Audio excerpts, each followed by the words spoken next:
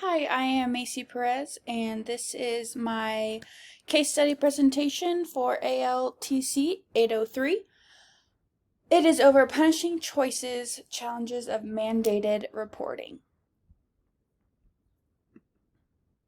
The background and context of this case study, Amanda Whitford is a licensed teacher and a second-year member of Teach for America.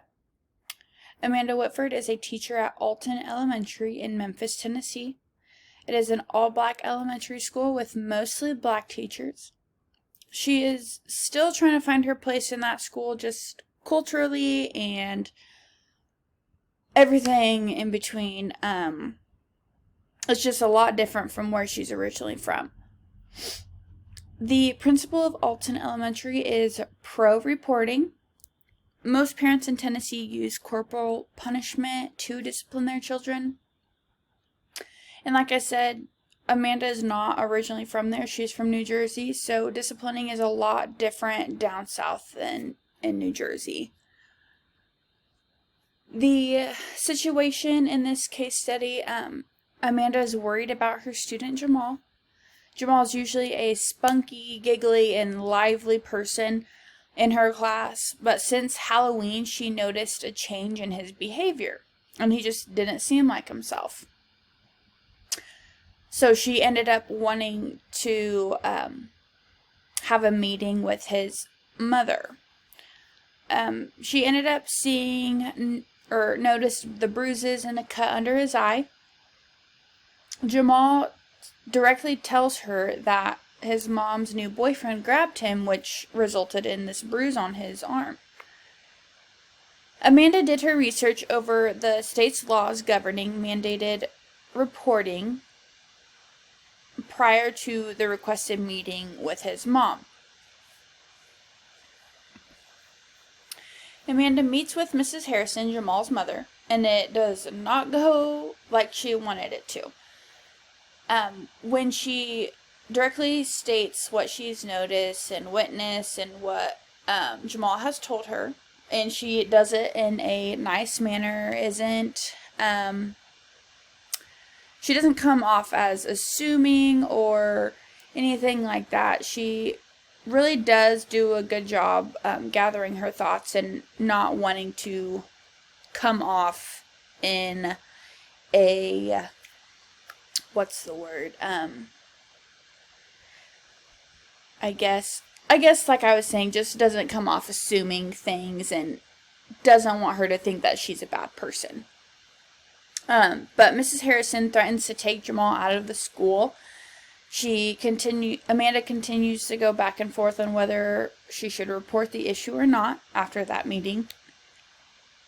Amanda discusses with a fellow TFA Corps member, Colin, about the situation. He is actually anti-reporting because of an experience he had with a student. He ended up reporting a situation, and the student ended up getting taken out of the home and placed in foster care, and it resulted in him moving around a lot, and it just made his life more miserable, he said, compared to what it could have been if he stayed at home, which he doesn't really know exactly if that could happen or not. Because if the kids did stay in the house, who knows if it would have gotten worse or if it would have gotten better. You just never know. The background, law, and ethics. States permit the use of reasonable corporal punishment, but there are no guidelines defining reasonable. The Department for Children's Services in Tennessee say that physical abuse is non-accidental trauma or physical injury of a child or failure to protect a child from harm. The Tennessee DCS also notes that every Tennessee citizen is a mandated reporter of child abuse, whether the abuse is physical, sexual, or emotional. DCS officials note that bruises and marks don't automatically equal child abuse, leaving much room for interpretation as to whether or not to report an incident. If you fail to report abuse, it's a violation of the law and a Class A misdemeanor, carrying a sentence of up to 3 months imprisonment, a fine, or both. Those who report and act in good faith are immune from any civil or criminal charges which may result. The reporter has the right to remain confidential and anonymous. I, in experience, have actually had to make a report, and I never knew that you could remain confidential or anonymous when you're reporting. I thought you had to state who you were, but I, like I said, just found that out this last year. The ethics.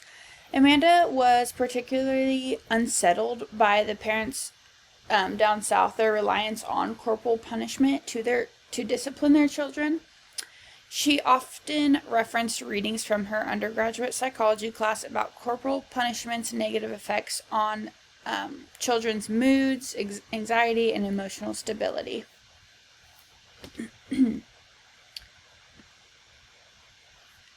My personal analysis, in my experience as a first-year teacher, it is a tough call to make. Like I said, I have experienced it. I went back and forth, and I finally just decided, I knew it was the right call to do, or right thing to do.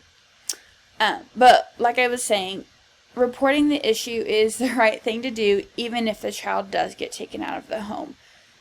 As a teacher, if you see, heard, or were directly told about abuse, it is your job to report the issue, and that is it. After that, it is out of your hands.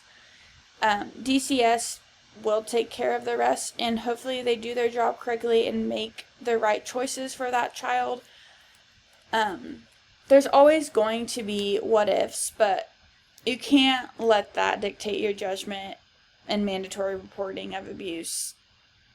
There's no way to know what will happen if the child stays in the house. You don't know if it's going to get worse or get better.